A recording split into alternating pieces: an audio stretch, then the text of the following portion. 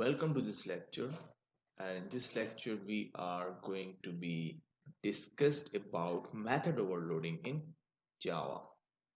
Method overloading is a feature that allows a class to have more than one method having the same name. If their arguments list are different, there is similar to the constructor overloading in Java. That allows a class to have more than one constructor having different argument lists. Here is the question: why we do method overloading in Java. In such cases, we can create the methods with the same name and the signature as in the parent class. This way, the new method masks the parent method and would get invoked by default. Overloading in Java is the ability to create multiple methods of the same name, but with the different parameters.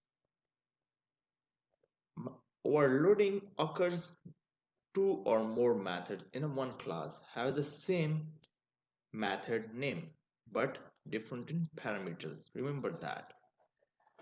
Here we have three steps to create the method overloading in Java. Number one, number of parameters.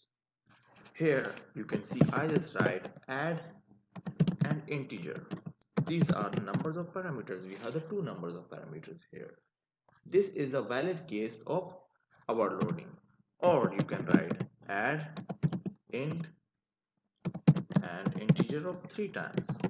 Okay, so this is a valid case of the overloading. Our second process or method to overload in Java, so which is data type of the parameters. So you can see add integer and integer, then add integer and float. Okay, so these are the data types of the parameters. Number third, sequence of data types of the parameters. Like here you can see add integer and float, then add float and the integer. So what are the invalid case of the method overloading in Java?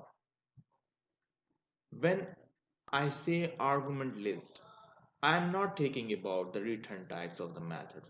For example, if two methods have the same name, same parameters, and have the different return types, then this is not the valid method overloading.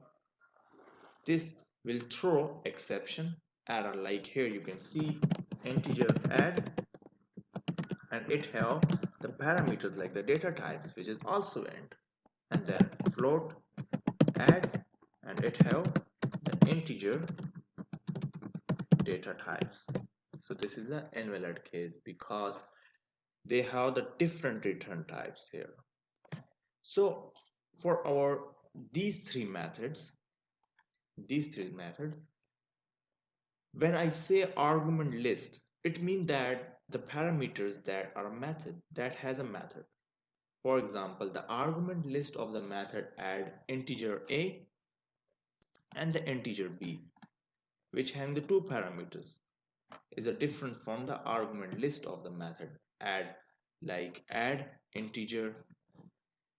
Here I just write integer a and the integer b, and then it's here is example integer a, integer b, and integer c. These are having the three parameters here.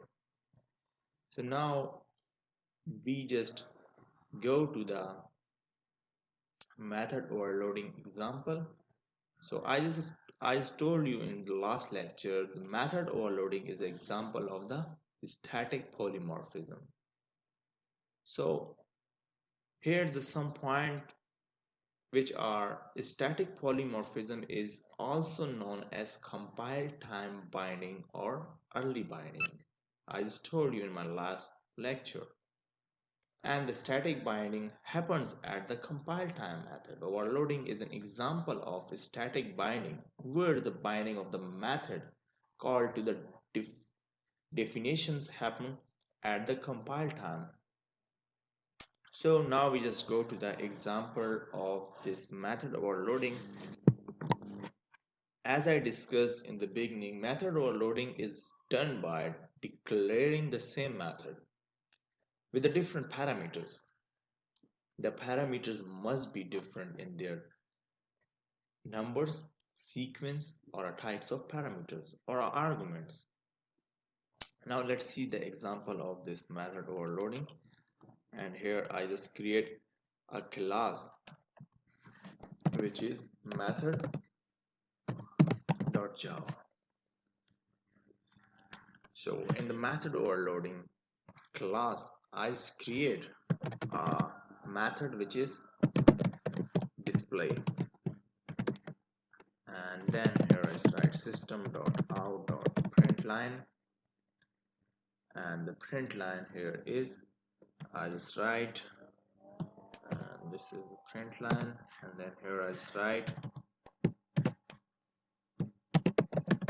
method overloading. Okay, and then we just go to the second function. So void is a display here. So void mean it will not return nothing, and the parameters of this is x. Then system.out.println, and the print line here is integer value. Okay, then we just go to the third method which is for display, and it will give us the float value which is x, and the float value here is system.out.println, and the print line here is character. So float values, and here is write float value. Okay, now we just define one another method which is the name of display, and the parameters here are character x, and then I just write system.out.println, and the print line here is character value. Okay, now after that I just go to the void function and pass the two parameters here which are the return types of integers. So display integer x and the integer y here. Okay, and here I just write system dot out dot print line, and the print line here is integer and the integer, and after this I just concatenate x